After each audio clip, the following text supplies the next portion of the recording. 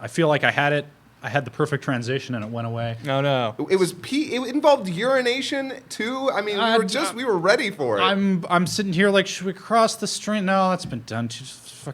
Hi, everybody. Welcome to Anime FMK Gaiden My Hero Academia edition. I'm the non-canon host. Yeah, the OVA host. I mean, OVAs can be canon. Can they though? Yeah, you're the princess chick in the Naruto movie. Yeah, exactly. Please take me back to my snow village or whatever the fuck. I'd like to point out Hunter x Hunter had OVAs, and they were part of the canon. They were also terrible. They were the worst. The Greed Island OVAs for Hunter x Hunter are literally the worst. I'm your canon host who gets upstage during this OVA and has nothing interesting to do. I'm Ben. I'm Scott. Nice to see you guys again. I'm Grant. Here again. And I will stay. Well, guys, let's jump right into it. Let's talk about My Hero. Let's just Academia. jump right into it. Let's get right in there. Head first. Roll up our Dive in. sleeves and just get elbow deep in some anime on this fun Wednesday afternoon. Poor sleeve.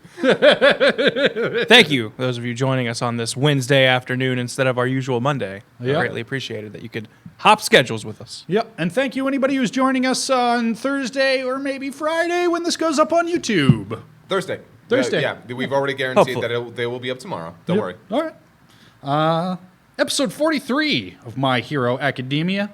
Deku drops Waterboy off with Eraserhead saying that he needs to be protected because only he can prevent forest fires. Oh, god damn it. Oh, come on. Don't tell me you didn't see that coming. Oh. Eraserhead gives the students permission to defend themselves because this world has really stupid rules about that. Big Fist and Metal Man encounter Mustard, the villain creating the knockout gas in the forest, and kick his ass. Meanwhile, Deku encounters the dude with the creepy arm wings. He's probably got a name, I don't know it. And he tells him that Crowboy's Dark Shadow is getting out of control because it's real dark. It's your synopsis. Bunch of other stuff happened, Yeah. but not really. It was more like, oh yeah, these guys are still fighting. These guys are still fighting. Yep. We get a little bit of insight into one of the characters, but again, I feel like it's just more flavor text than actual stuff of import. Yep. I'm in it for the mechanics. Yeah. Tell me, if I tap this card, what happens? Well, one of the first things you'll notice is that creepy dude with all the hands on his faces in the bar has a picture of Bakugo specifically, really pointing out that it might not just be some students, it might just be this student is our target. It's almost like any casual observer could tell that he's definitely going to become a villain. Yeah, it's as if that's really the line they are trying to feed you here. It's almost like literally any parent, teacher, adult, authority figure should have recognized this a long time ago and done something about the fact that this student with very powerful superpowers is clearly unhinged. Yeah. Yeah, just a little. Probably use a little bit of a defter hand with them. Something a little bit more, not punitive, but perhaps. Therapeutic? Yeah, the boy needs help. Just have All Might hold him down until he just wears himself out. I believe he did that. Yeah. I believe that literally happened. Yeah, I'm just saying we just need to do that every day. until he gets the idea. Yeah, every day he just needs to be held down until he can't shoot fire anymore. I was going to say, All Might, at one point, I think in the second season, does kind of notice, this kid's kind of fucked up. Somebody should do something. And then he sort of makes a half-assed attempt and... Excuse me, young Bakugo. Please don't be mean. Well, all right. Bye. I certainly hope you don't turn murderous. It's really great to see. It's really interesting to see Deku in this episode. By the way, running on adrenaline. Mm-hmm. He's drops him off. Okay, I gotta go later, and then freaking Eraser has to stop him thrice just to be like, dude, listen to me, okay? I need to tell you something. And yeah, he's acting too quickly. He's not giving enough information. It's kind of interesting to watch. We need to help Kachan, whoever that is. And everyone's like, oh, Bakugo. Yeah, well, luckily everybody knows who Kachan is. Yeah. Just speak for yourself. There are already a million characters, and all of them have at least 3 names. That's fair. I mean, I knew Kachan because Bakugo and Deku have had enough scenes. I thought that was his actual name for a long time because I totally forgot Bakugo was his real name, and all I heard was Deku going, Kachan, why? I'm like, oh yeah, his name's Kachan, I guess.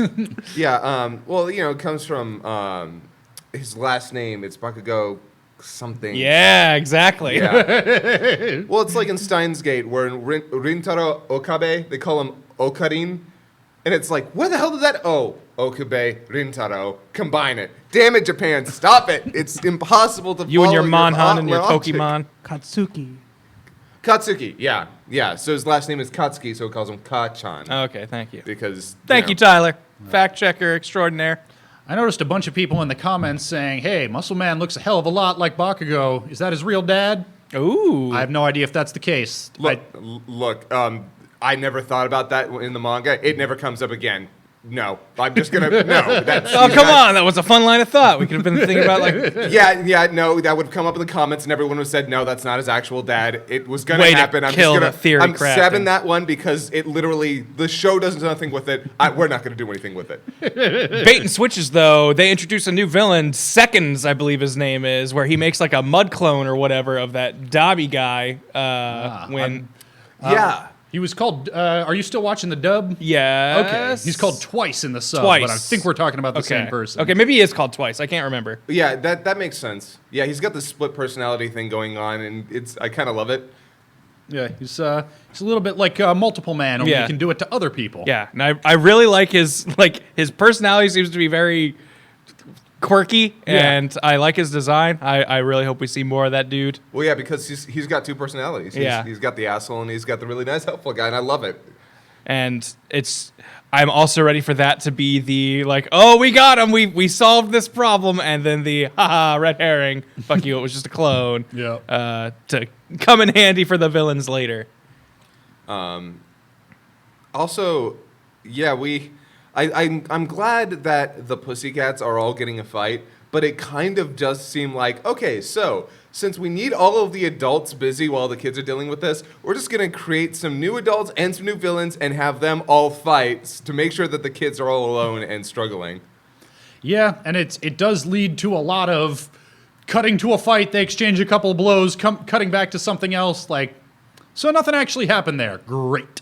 Although, okay, so Tets and Handgirl. It's weird. Like, I forgot a lot of what happened in the manga, but yeah, it's really nice to see Tets and, like, see Class B get involved and be like, no, we'll handle this. We can handle a villain. And the frickin' guy with the gas was actually kind of intimidating. Yeah. The fact that he pulls out a gun, I'm like, oh yeah, no, why not? Why At the end of the day, you're still a human. It's just like, oh, jeez. Yeah, and he just starts shooting him in the head over and over. I'm like, oh, this is kind of brutal to watch. And it reminded me that, yes, My Hero Academia is a show about 14 and 15-year-olds getting brutalized and terrorized on a regular basis. I thought it was interesting that one piece of Deku's big important news that he had to go tell somebody was they're after the students. Yeah, I mean, no shit. Well, I mean, they did say he did say Kachan specifically. Yeah, like it's like, hey, they are after the students, which is like, okay, good. Specifically, they are targeting the students. The teachers are not their target. Which, that should be obvious. That's a fair thing to bring up, because if the teacher's like, all right, cool, I'll distract this guy and protect him from the other, protect the others from him. It's like, actually, you're probably falling for their trap of being caught in a diversion. We need to try and get everybody regrouped. Yeah, it becomes a priority to make sure that the students are okay. But secondarily, yeah, he tells them that, yeah, Bakugo is one of the targets, and that's. It's again one of the things that this show is doing very well is showing the chaos of the situation. I love that. I love that people are in different places at different times, and you can still make sense of all the things that are happening. And that's cool. I'm glad. I'm really happy to see that the show is handling that so well. So, I made a little goof about it in the plot summary, but it actually does bother me. So against Stain, they got in trouble for that one. Oh, yes. No, you're right. And justifiably so, because they went looking for trouble, and you're not supposed to do that. Agreed. Here, why do they need a fucking permission slip to defend themselves? That's dumb. No, I wholeheartedly agree that defense is one thing, and they've been doing that. We saw that they were defending themselves beforehand and trying to get away. So what they want to tell you is prioritize escape, do not engage. But the idea that engagement could get you in trouble, yeah, sometimes when it comes to fight or flight, flight's not an option. So you're in favor of stand your ground laws? Is that what you're both saying? Just trying to level this playing field and give a real world analogy real quick. We are in Texas after all. Look, if I'm walking around with my open carry katana and go on. Because I think that's like, it's one of those letter of the law versus spirit of the law things. I think that's the idea they're trying to get across is like, if you're threatened, you can't just kill somebody with your superpower and go like, well, it was in defense, so it's fine. Yeah. Like, so they go, well, then you can't use your powers to defend yourself without express permission then. Like, then we have to set these ground rules so these cases can't happen. And specifically, we have it with the students. I'm not sure if in real life, if somebody is attacked, whether or not they have the right to defend themselves. Ultimately, I think it would come down to a court case, the same way that it does in the United States. When somebody breaks into your house and you shoot them, okay, did you need to shoot them? There's a whole thing that goes into that. That is your house. When it comes to outside, on the street, do you have to shoot that person? Do you have to kill them? That goes down to the authorities. For these kids, they're learning to basically become police officers for a world full of superpowers. So they are held to a certain standard of, yeah, you can use them for defense, but if you attack somebody, you will be held accountable. Yeah, the thing that bothers me is that they're not, and maybe they will, but as of right now, they're not drawing a distinction between the Stain situation, where they went looking for trouble, and that was an irresponsible decision. Yeah. And, like, in a situation like this, where they're minding their own business And away from attacked. danger, and they're attacked, if anything, I think they should get more leeway because they are children. Oh, Yeah. no, absolutely. And Aizawa is the first to say, like, no, let them fight. Well, and he also says, and I will take responsibility, and everybody, like, makes a big deal of, oh, shit, he's taking the fall for this. Yeah. I hope he doesn't take the fall for this. He made the right call. I agree, and I think that the show purposely presents him in a positive light in saying that. Like, the music swells, it is a dramatic, like, if things go wrong, I'll take the fall for this. It's like, because you're doing the right thing, even if the man doesn't know it. And at the very least, the show, is not presenting them fighting back as the wrong thing to do. Like, it's one thing for, like, the world to be a little bit like, okay, that seems a little far-fetched that they wouldn't let them fight back. It'd be another thing if the show were admonishing these kids for wanting to defend themselves. So. Yeah, and the only thing that he does explicitly sound like he has a problem with is Deku going out of his way to segregate himself from the group to look for someone and getting himself into trouble, like we were kind of talking about. Yeah. I mean, it was in service of rescuing somebody, but it was, hey, I'm going to run off and not tell anyone what I'm doing or where I'm going. I'm just going to go. Yeah. And that's bad in a chaotic situation surrounded by supervillains with powers. Yeah, that's a fair point. And as we did say previously, like, that was real dumb to, hey, I'm going to go do this, as opposed to, hey, come with me. I will show you where this kid is. Well, yeah. And that's, again, communicating the chaos of the situation in a very good, how do I put this? I just like this episode a lot, okay? That's all. I like this episode, and I like what it's Way to tip your hand there, Scott. Scott, why don't you tip your hand? I also like this episode. Yep, I love my hero, and this is more of the stuff that I love. Hey, I liked this episode too. It had a lot of cool stuff. We got to see more interplay between the villains, which a real quick thing I wanted to bring up. Sure. Spinner does mention, because Pillar Person beating up the tiger hears Deku say, they're after Kachan. And he goes like, oh no, somebody talked. It must have been Muscular. That means this kid, he's already on our kill list. We need to get rid of him so he is not spilling more beans than we can let him. And attempts to kill him, and Spinner stops him and goes, I know he's on the kill list, but I'm here I hold up Stain's ideals, and Stain says he's one day going to be a true hero, so we shouldn't kill him. So these villains are not entirely loyal to the gang motive. There's definitely some infighting going on, which I think is a real interesting thing to show. Yeah, actually, that's actually demonstrated in the opening. If you see the shot of all the villains, they're all looking in different directions. Oh, really? And they all I've have never different noticed that. allegiances, and I love it. Yep. It's good stuff. Also, another thing that we forgot to mention is that we found out whose hand that was. Oh yeah, That it's was hand wing Wingman. guy. Yeah, so Yep. that's how they could get away with having just a hand there. yeah. Secondarily, Tokuyomi's going crazy. Yes. And that's a terrifying image for for a good little burp boy. Yeah. Also, we never really talked about the guy who has like the shape-shifting teeth that Bakugo Yeah. and Todoroki are fighting. I didn't notice at first that that's his teeth. Yeah, that's horrifying. Yep. That is maybe the scariest design this show has had yet. Oh, yeah. And we've got a freaky guy who can move his inner organs or whatever to his fingers. Yeah, no, I absolutely, if somebody made a horror film about that guy who just crawls through hallways with his blade teeth, I'd be like, nope, that's nightmare material. That's fantastic. And we got to have good interaction with Todoroki and Bakugo, with Bakugo just being like, I'm gonna fuck him up. Todoroki's just like, you can tell he's been in a lot of fights. He knows how to do this, and we are in a bad terrain to be fighting this guy. Also, your fire's gonna burn down the forest. Please stop.